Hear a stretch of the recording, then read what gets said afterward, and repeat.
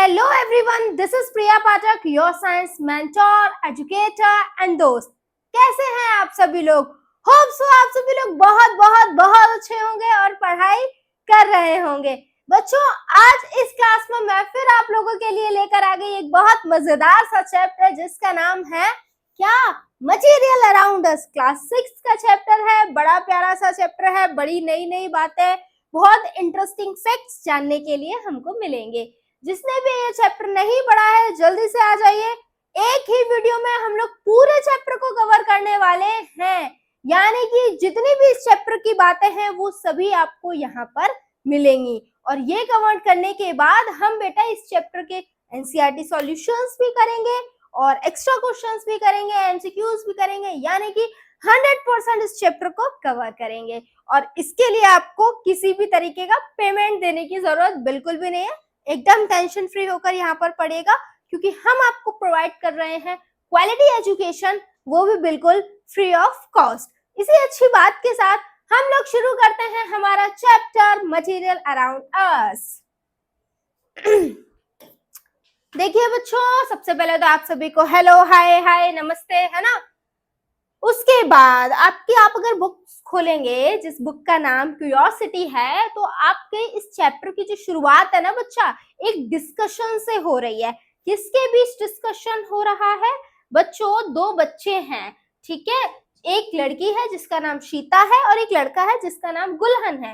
इन दोनों के बीच में क्या हो रहा है? एक डिस्कशन चल रहा है। ये लोग समर वेकेशन के बाद कहाँ गए हैं? स्कूल गए हैं। तो भाई एक बच्चा दूसरे बच्चे से बोलता है, देखो मेरे पास आज क्या क्या है। उसके बाद ये क्या है? Look I have a notebook made up of a paper. मेरे पास क्या है? एक नोटबुक है जो कि किसकी बनी हुई है? पेपर की बनी हुई है। उसके बाद गुलहन कहता है, look I have a pen made of wood and graphite.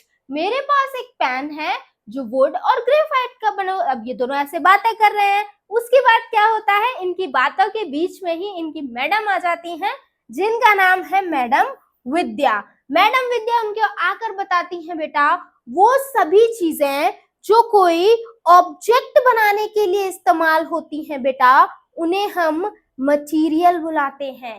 क्या बुलाते हैं बच्चों? मटेरियल। जैसे कि वुड क्या हो गया? वुड एक मटेरियल हो गया। अब वुड से हम कोई भी ऑब्जेक्ट बना सकते हैं, चेयर बना सकते हैं, पेंसिल बना सकते हैं, राइट, टेबल बना सकते हैं। तो वुड क्या हो गया? मटेरियल हो गया, जिससे हम क्या कर रहे हैं? अलग अलग तरीके के ऑब्जेक्ट्स बना रहे हैं। यही बातें मैडम विद्या ने गुलहन और शीता को बताई। उसके बाद आ जाइए, क्या लिखा हुआ है? Everything around us is made up of matter. हमारे आसपास जो भी कुछ है ये किसका बना हुआ है? मटेरियल का बना हुआ है, राइट। आपके आसपास क्या होगी? टेबल होगी जो वुड की बनी हुई है, राइट। आपके सामने शायद हो सकता है आपके रूम में कर्टेन होंगे जो क्लॉथ के बने हुए हैं। आपके हाथ में पेन होगा जिसके अंदर प्लास्टिक होगी, राइट। आपके सामने कुछ ऐसा रखा होगा जो मेटल का बना हुआ होगा, राइट। कुछ ऐसा होगा जो ग्लास का बना होगा। यानी कि हमारे आसपास जितनी भी चीजें रखी हुई है ना बेटा, वो कोई ना कोई मटेरियल से मिलकर बनी हुई है। The chair you are sitting on the, ठीक है, वो चेयर जिस पर आप बैठे हुए हैं वो भी मटेरियल की बनी हुई है, right. Clothes you are wearing, वो कपड़े जो आपने अभी पहन रखे हैं। द फूड यू ईट, जो खाना आप खाते हैं। All are made up of different kinds of material. ये सभी चीजें अलग अलग तरीके के मटेरियल से मिलकर बनी हुई हैं। Materials can be anything from metal in your spoon to plastic in your water बोतल। और ये मटेरियल बेटा कुछ भी हो सकता है। आपके स्पून के अंदर जो मेटल है वो भी मटेरियल है। आपके बॉटल में जो प्लास्टिक है वो भी मटेरियल है। एक्चुअल में पूरी बॉटल ही प्लास्टिक की बनी हुई है, तो प्लास्टिक इज अ मटेरियल, और उस मटेरियल से हमने क्या ऑब्जेक्ट बनाया? बॉटल बनाया। We can group material based on their properties. हम लोग क्या कर सकते हैं बेटा? इन मटेरियल्स को उनकी प्रॉपर्टी के बेसिस पर ग्रुप कर सकते हैं। लाइक हाउ दो फील, ये फील कैसे होते हैं? अब कोई चीज सॉफ्ट फील होती है तो कोई चीज हार्ड फील होती है, तो हम लोग उन्हें हार्ड और सॉफ्ट में क्या कर सकते हैं? ग्रुप कर सकते हैं। व्हाट दे लुक लाइक, कैसे दिखते हैं? रेक्टेंगुलर दिखते हैं, सर्कुलर दिखते हैं, है ना, आपके ओवल शेप के हैं, इस बेसिस पर हम उनको ग्रुप कर सकते हैं। And what they can do, plus वो करते क्या क्या है, उनके वर्क के बेसिस पर भी उन्हें क्या किया जा सकता है, ग्रुप किया जा सकता है। सम मटेरियल आर हार्ड, कुछ मटेरियल बच्चा हार्ड होते हैं, जैसे कि आपके मेटल्स, राइट, सभी मेटल्स आपके हार्ड होते हैं, while others are soft, और कुछ मटेरियल्स आपके सॉफ्ट भी होते हैं, जैसे कि कॉटन हो गई। some materials can bend, कुछ मटेरियल्स आपके झुक सकते हैं, लाइक रबर, राइट। उसके बाद अदर्स कैन नॉट, और कुछ नहीं झुक सकते हैं, जैसे कि ग्लास। तो अलग अलग मटेरियल की बेटा प्रॉपर्टी अलग अलग हो सकती है। इतनी बात समझे या नहीं समझे? Understanding the different types of material help us choose the right for a particular job. क्या कह रहे हैं, मटेरियल के टाइप हम जान के क्या मिलेगा, हम क्यों पढ़ें कि किस तरीके का मटेरियल है, क्या है। तो बेटा जब हमें पता होगा ना कि ये मटेरियल क्या है, किसका बना हुआ है, तो हम पता कर पाएंगे कि इस मटेरियल का काम क्या है। जैसे कि टेबल बनाने के लिए हम लकड़ी का इस्तेमाल ये क्यों करें, क्योंकि भाई वो हार्ड होती है, तो वो टेबल ज्यादा से ज्यादा वजन को सहन कर पाएगी, है ना, उस पर हम ज्यादा से ज्यादा वेट रख सकते हैं, राइट बच्चा। तो हमको देखना है कि वो चीज पर्टिकुलर मटेरियल जो है वो किसके काम आ सकता है, इसलिए हमें उसके बारे में पता होना चाहिए। For example we use glass to make windows, हम लोग ग्लास का इस्तेमाल क्यों करते हैं, विंडो बनाने में करते हैं, खिड़कियां बनाने में करते हैं। क्यों ग्लास ही क्यों खिड़कियां बनाने में इस्तेमाल हो रहा है, यहाँ पे हम लकड़ी क्यों नहीं इस्तेमाल करते, जैसे लकड़ियों की खिड़की बना दो, नहीं बना सकते हैं, क्योंकि भाई लकड़ियों के आर पार हम नहीं देख सकते हैं बच्चों, राइट। उसके लिए हमको ग्लास ही चाहिए होता है, because it is clear and let's light in. क्यों, क्योंकि ग्लास क्या होता है बेटा, बहुत ज्यादा क्लियर होता है और उसकी क्या हो जाती है, लाइट पास हो जाती है। But we use metal for making car, लेकिन हम कार बनाने के लिए क्या इस्तेमाल करते हैं, मेटल इस्तेमाल करते हैं। क्यों, क्योंकि मेटल हार्ड होता है, इस वजह से वो हमारी कार को स्ट्रॉन्ग बनाता है, उसको प्रोटेक्ट करता है, राइट। तो समझ में आया किस तरीके से उनके काम के बेसिस पर हम क्या करते हैं, उनका इस्तेमाल करते हैं। ऑब्जर्विंग ऑब्जेक्ट अराउंड अस, अब आपके आसपास जो ऑब्जेक्ट्स हैं उनको ऑब्जर्व करिए। तो देखिए सबसे पहले आप सभी के आसपास पेपर देखने के लिए मिल जाएगा। पेपर का इस्तेमाल कहाँ कहाँ होता है, बुक्स बनाने में होता है, न्यूज़पेपर बनाने में होता है, और क्या, पैकिंग मटेरियल में इस्तेमाल होता है। फिर लकड़ी, इसका इस्तेमाल कहाँ कहाँ होता है, फर्नीचर बनाने में बच्चों होता है, कंस्ट्रक्शंस में होता है, डेकोरेटिव आइटम्स में होता है। एंड देन क्लॉथ्स, क्लॉथ्स का इस्तेमाल कहाँ होता है, यूज्ड इन क्लॉथिंग, कर्टेन्स बनाने में, राइट। ये कुछ आपके क्या दिए गए हैं बच्चों, एग्जांपल्स दिए गए हैं अलग अलग मटेरियल के, जो अलग अलग ऑब्जेक्ट को बनाने में इस्तेमाल किए जाते हैं। Object around us are made from different material, object अलग अलग मटेरियल से मिलकर बने हुआ। Material is a substance used to make object, इसको हम 3 बार पढ़ चुके हैं, अब तक तो बेटा आपको याद हो गई होगी। अच्छा ये तो हमने देख लिया कॉमन मटेरियल, है ना, पेपर का इस्तेमाल बुक में करते हैं, राइट। उसी तरीके से प्लास्टिक का इस्तेमाल कंटेनर, टॉयज, इलेक्ट्रॉनिक आइटम्स बनाने में करते हैं। क्ले का इस्तेमाल हम लोग ब्रिक बनाने में, स्कल्पचर्स, मूर्तियां बनाने में करते हैं। डेकोरेटिव आइटम में भी हम क्ले का इस्तेमाल करते हैं। अर्ली पोट्री इन इंडिया, आ जाओ भैया, अब यहाँ पे आपकी किताब में ना बच्चों पोट्री की बातें और की गई हैं। The oldest pottery found in the Indian subcontinent, जो सबसे पुरानी पोट्री है ना बेटा, वो हमको कहाँ मिली है, इंडियन सब कॉन्टिनेंट में मिली है। is believed to be around 7,000 to 8,000 year old, और वो कितनी पुरानी है बेटा, 7,000 से 8,000 साल पुरानी है। Discovered in places like Ganga plains, कहाँ मिली है, गंगा प्लेन्स पर मिली है, ठीक है। कहाँ पर, बलूचिस्तान में और मेहरगढ़ में, ये जगह है गंगा प्लेन्स के आसपास जहां पर हमें ये पोट्रीज मिली हैं। और ये पोट्री इतनी पुरानी है, सोच रहे हो ना कितनी पुरानी है। Around 400 BCE, the Sindhu-Saraswati region saw advancement in pottery technique. क्या हो गया बेटा, 4000 BCE की बात हो रही है, ठीक है। BCE का मतलब पता होगा ना, बिफोर कॉमन एरा। 4000 BCE की बात हो रही है। सिंधु सरस्वती रीजन में क्या हुआ था, ये पोट्री बनाने के लिए टेक्निक्स आ गई थी, यानी कि जो पोट्री हमको बनानी नहीं आती थी तो इसके लिए क्या हो गया था, इन्वेंशन हो गया था, इंक्लूडिंग व्हील टर्न पोट्री, यानी कि अब वो व्हील के हेल्प से हम लोग क्या कर रहे थे, पोट्रीज बनाने लगे थे। द यूज ऑफ पिगमेंट्स, अलग अलग पिगमेंट्स का भी इस्तेमाल होने लगा था, यानी कि डेवलपमेंट देखने के लिए मिल रहा है। And the application of protective और डेकोरेटिव कोट, अलग अलग कोटिंग का इस्तेमाल करने लगे थे, जिनको हम लोग स्लिप्स बुलाते थे। The slips come in multiple colour, और ये जो स्लिप्स आती थी ये अलग अलग कलर में देखने के लिए मिलती थी। And often feature decorative painting.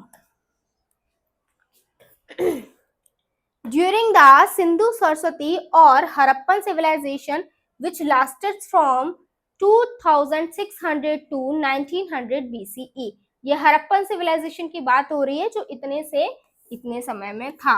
The pottery technique became even more sophisticated, अब ये जो पोट्री टेक्निक थी ना ये और ज्यादा सोफिस्टिकेटेड होती जा रही थी, ठीक है, और ज्यादा उसमें डेवलपमेंट होता जा रहा था बेटा।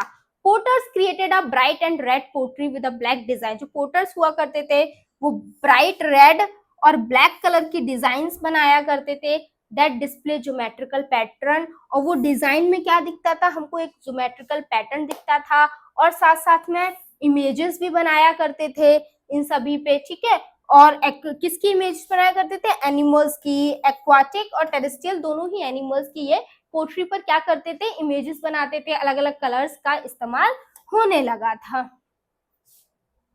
The clay is use for making various pottery item, clay का इस्तेमाल अलग अलग पोट्री आइटम को बनाने में हुआ, जैसे कि पॉट्स को बनाने में, dishes, balls was carefully selected, clean, sieved, kneaded and shaped on a potter's wheel before being baked in kilns.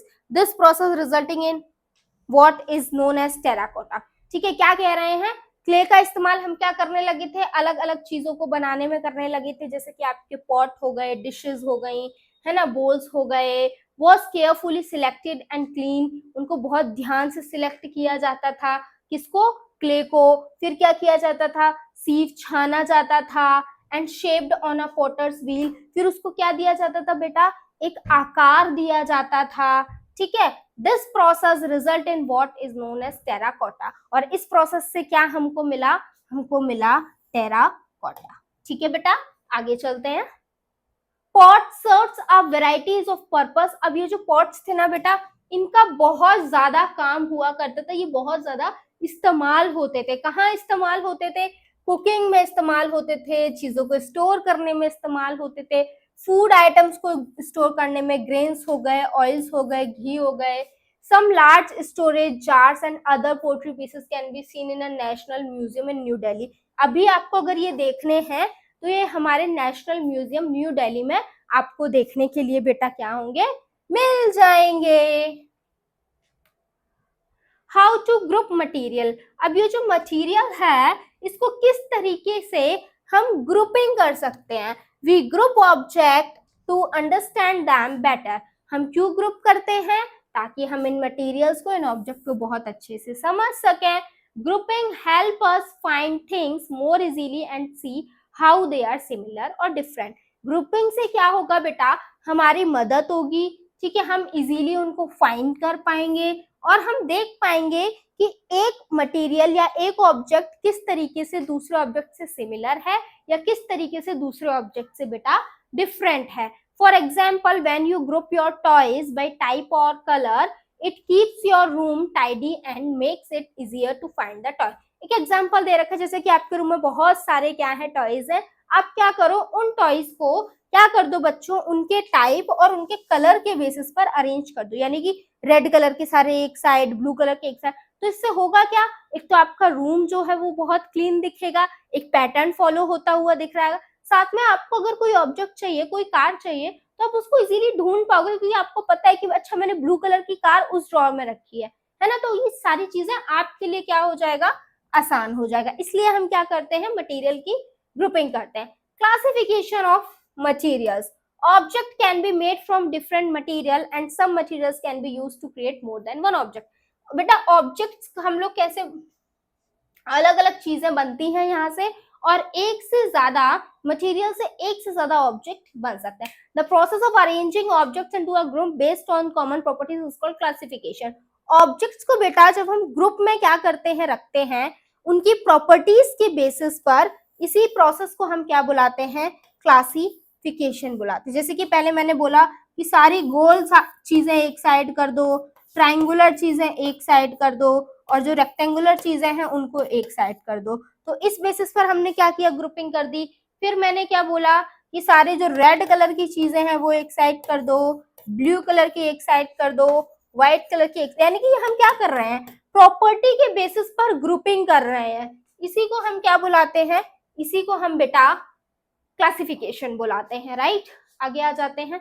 The choice of material for making an object depends upon the property of the material and the purpose of the object which, देखो क्या कह रहे हैं, अब कौन से material के लिए हम कौन सा ऑब्जेक्ट को चूज, कौन से ऑब्जेक्ट के लिए कौन सा मटेरियल को हम लोग चूज करेंगे, ये कैसे डिसाइड करें। तो ये बेटा डिसाइड होगा कि वो जो मटेरियल है ना उसकी प्रॉपर्टी क्या है, साथ में हम जो ऑब्जेक्ट बना रहे हैं वो किस पर्पस से बना रहे हैं। अब खिड़कियां किस लिए बनी है, ताकि हम इजीली अंदर से बाहर या बाहर से अंदर देख सके, है ना, इजीली हमको दिखाई दे कि वेदर कैसा है, ये सारी चीजें, है ना। तो उसके लिए हम कोई ट्रांसपेरेंट मटेरियल लगाएंगे, राइट। हमको यूज पता होना चाहिए। पेन बनाना है तो पेन का काम क्या होता है, लिखना। तो हम देखेंगे ना कि कोई ऐसी चीज जो बहुत इजीली एक शेप ले ले, पतला सा, है ना, ये सारी चीजें हमको देखनी होती हैं। एक एग्जांपल दे रखा है, different parts of a pen में be made up of different material. जैसे कि पेन एक होता है लेकिन उसके अलग अलग पार्ट्स जो होते हैं बेटा अलग अलग मटेरियल से मिलकर बने हुए होते हैं। जैसे कि प्लास्टिक से भी बना हुआ आता है कुछ पार्ट, मेटल का और इंक का, राइट बेटा। उसकी जो आपका पॉइंट होता है वो मेटल का होता है। ग्रुपिंग के एग्जांपल है कि शेप के बेसिस पर राउंड चीजें, स्क्वायर चीजें, कलर के बेसिस पर रेड, ब्लू, ग्रीन, फिर हार्डनेस के बेसिस पर कोई चीज हार्ड है या सॉफ्ट है, फिर सॉफ्टनेस के बेसिस पर, है ना, सॉफ्ट और हार्ड एक साइड कर दी। अब बेटा हार्डनेस और सॉफ्टनेस जो है ना ये एक रिलेटिव प्रॉपर्टी है। रिलेटिव प्रॉपर्टी कैसे है, जैसे कि जो रबर होती है, स्टोन, रबर, और क्या ले लेते हैं, कॉटन ले लेते हैं। अब जो रबर है बेटा वो स्टोन से तो ज्यादा सॉफ्ट है लेकिन कॉटन से ज्यादा हार्ड है। तो एक केस में हम रबर को हार्ड बुला रहे हैं और एक केस में हम सॉफ्ट बुला रहे हैं। जब हम रबर को स्टोन के साथ कंपेयर कर रहे हैं तो उसे सॉफ्ट बुला रहे हैं, रबर को कॉटन के साथ कंपेयर कर रहे हैं तो उसे हार्ड बुला रहे हैं। तो मैंने इसीलिए बोला हार्डनेस और सॉफ्टनेस जो है ना बेटा ये एक रिलेटिव प्रॉपर्टी है, ठीक है। उसी की तरीके से शाइन के बेसिस पर हम ग्रुप कर सकते हैं कि एक शाइनी को एक साइड कर दो, डल चीजों को एक साइड कर दो। तो ये ऑब्जेक्ट को ग्रुप करने के तरीके होते हैं बेटा। What are the different properties of material, different properties of material क्या होती है, observe and identify the appearance of material, different properties of material. Materials have different appearance, materials जो होते हैं उनकी अपीयरेंस बेटा अलग अलग हो सकती है। जैसे कि for example freshly cut unpolished wood looks very different from iron। जो आपकी वुड होती है जिसको हम तुरंत तुरंत काटते हैं, जो अनपॉलिश होती है वो बहुत अलग दिखती है आयरन से। Iron, copper and aluminium also look different from each other. और ये आयरन, वुड, कॉपर, ये सारी चीजें एक दूसरे से बहुत अलग दिखती हैं। Also look but they share are some similarities, लेकिन इनके बीच में कुछ सिमिलरिटीज है फिर भी अलग अलग दिखती हैं, ठीक है। वुड आपकी एक अलग चीज हो गई लेकिन आयरन, कॉपर, एल्यूमिनियम ये तो तीनों ही मेटल है, स्टिल ये तीनों अलग अलग दिखते हैं। यानी कि ये जो डिफरेंट है ना हर जगह हमको देखने के लिए मिलेगा। हर ऑब्जेक्ट में कोई ना कोई सिमिलरिटीज होंगी और कोई ना कोई डिफरेंस होगा। Let's take on a sorting challenge. एक चैलेंज दिया गया, क्या है, gather small pieces of paper, cardboard, wood, chalk, copper wire, aluminium foil, any item made up of brass, bronze and steel। यानी कि ये सारे जो आइटम है बेटा ये हमने इकट्ठे करने हैं। Examine the collected piece, do any of them shine with light hits them। कह रहे हैं इन ऑब्जेक्ट को पहले ध्यान से देखिए और उसके बाद आपको देखना है क्या इनमें से कोई ऑब्जेक्ट शाइन कर रहा है जब उसके ऊपर लाइट पड़ रही है। ऑब्जर्व देयर टेक्सचर, उनका हमको टेक्सचर देखना है, कलर देखना है, record your observation, group pieces based on the appearance, और उसके बाद हमको उनको ग्रुप करना है। अभी मैंने आपसे पूछा था आपको चेक करना है वो ऑब्जेक्ट शाइन कर रहा है लाइट पड़ने पर या नहीं कर रहा है। वो सभी ऑब्जेक्ट बेटा जो लाइट के प्रेजेंस में या कभी भी शाइन करते हैं, ऐसे ऑब्जेक्ट को हम लोग क्या बुलाते हैं, लस्ट्रस मटेरियल बुलाते हैं। वो सभी मटेरियल जो शाइनी होते हैं, have shiny surfaces and are typically metals. Shiny surface होते हैं, टिपिकली मेटल्स होते हैं। मेटल्स जो होते हैं वो हमारे शाइनी होते हैं, जैसे कि आयरन है, कॉपर है, जिंक है, एल्यूमिनियम है, गोल्ड है। However, some metals can be lose their shine and appear dull due to the exposure to air and moisture. लेकिन क्या कह रहे हैं, कभी कभी क्या होता है, ऑब्जेक्ट होता तो शाइनी है, लेकिन एयर की प्रेजेंस में आने की वजह से धीमे धीमे उसकी जो शाइन होती है वो कम चली हो जाती है, और वो ऑब्जेक्ट क्या हो जाता है, डल हो जाता है। This is why we often use their shine only on freshly cut surfaces.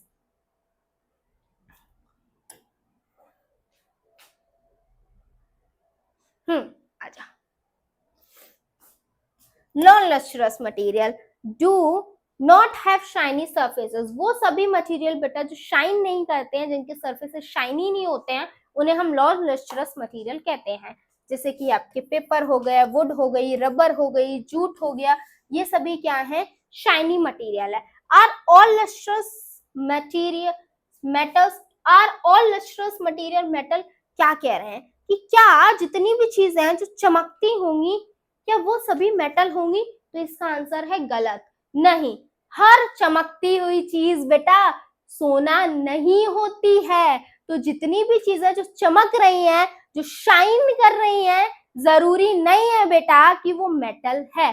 तो मैम वो क्या है बेटा, एक्चुअल में वो नॉन लस्ट्रस होता है, हम उसके ऊपर पेंटिंग करके, कोटिंग करके उसको शाइनी बनाते हैं। तो ऐसे करके बेटा वो लस्ट्रस की कैटेगरी में नहीं आएगा। Not all shiny materials are metal, सभी शाइनी मटेरियल्स मेटल्स नहीं होते हैं। They saying all glitter is not gold, ठीक है। Some materials are made shiny by polishing और by coating them layer with a thin layer of plastic. कुछ material को हम लोग शाइनी बनाते हैं पॉलिश करके, उनके ऊपर कोटिंग करके, ठीक है, वैक्स की और अदर सब्सटेंस की, ठीक है, जरूर, और वो मटेरियल्स मेटल नहीं होंगे। विच मटेरियल आर हार्ड, अब हार्डनेस कैसे पता चलेगी कोई मटेरियल हार्ड है या सॉफ्ट है? Materials that are easy to compress और स्क्रैच आर कंसीडर्ड सॉफ्ट। वो सभी मटेरियल जिनको हम इजीली कंप्रेस कर लें, जिनको हम स्क्रैच कर लें, राइट, वो सभी मटेरियल आपके सॉफ्ट होते हैं। और वो मटेरियल जो आपके जो कंप्रेस इजीली ना हो, स्क्रैच इजीली ना हो, वो सभी मटेरियल हार्ड होते हैं। ये रबर वाला एग्जांपल मैं आपको दे चुकी हूँ। For example, rubber is harder than sponge. Rubber जो होता है स्पॉन्ज से तो हार्ड होता है, बट सॉफ्टर देन आयरन, लेकिन आयरन से सॉफ्ट होता है। This means that hardness and softness can change depending upon what you are comparing. इसका मतलब क्या है, हार्डनेस और सॉफ्टनेस चेंज हो सकती है, डिपेंड करेगा कि हम उसको कंपेयर किससे कर रहे हैं बेटा। Explore material through which one can see और कैन नॉट। क्या कह रहे हैं, वो आपके पास जो मटेरियल है उनको ऑब्जर्व करिए और देखिए कि आप किसके थ्रू देख पा रहे हैं और इसके थ्रू नहीं देख पा रहे हैं। इधर देखिए, जैसे कि आप ये देख पा रहे हैं, ये क्या है, बिल्कुल ट्रांसपेरेंट है, राइट, इसके बिल्कुल नेक्स्ट साइड बिल्कुल दिख जाएगा। तो ऐसे मटेरियल जिसके आर पार बेटा हम इजीली देख पाए, ऐसे मटेरियल को बेटा ट्रांसपेरेंट बुलाते हैं। और वो मटेरियल बेटा जिनके थ्रू हम हल्का हल्का देख पाए, अनक्लियर देख पाए, अनक्लियर, ऐसे मटेरियल को ट्रांसल्यूसेंट बुलाते हैं। और ऐसे मटेरियल बेटा जिनके आर पार हम बिल्कुल ना देख पाए, उन्हें ओपेक बुलाते हैं, ठीक है। Yes, water is considered as transparent.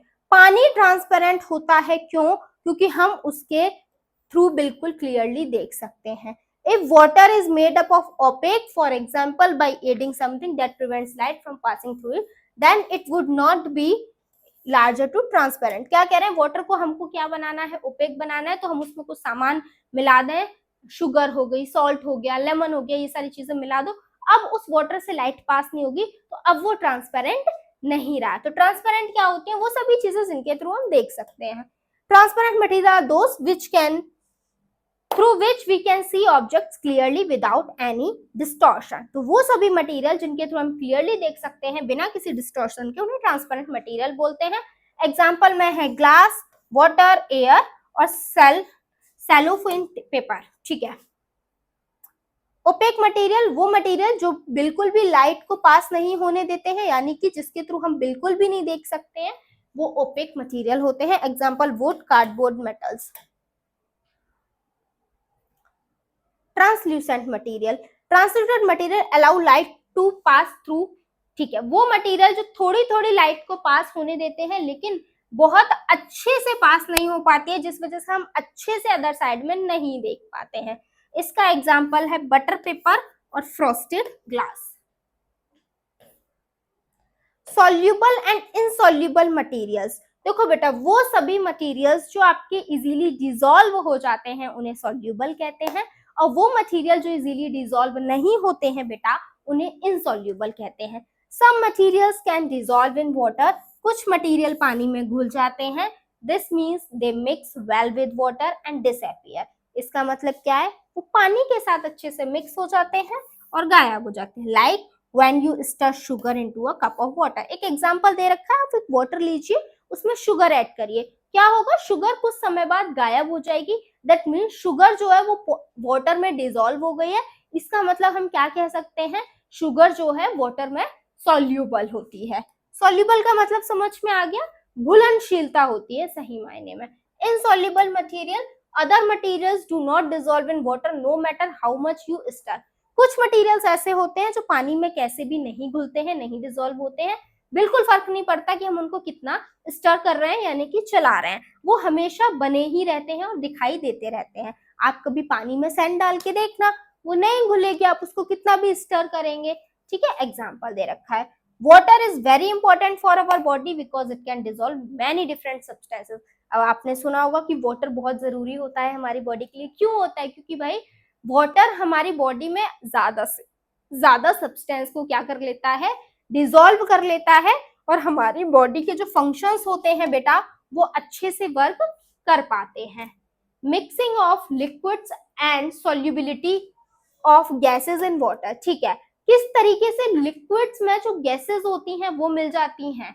Some liquid mix well with water, कुछ लिक्विड्स होते हैं जो पानी के साथ बहुत अच्छे से घुल जाते हैं, and some became a part of it, जैसे लाइक शुगर इन वाटर।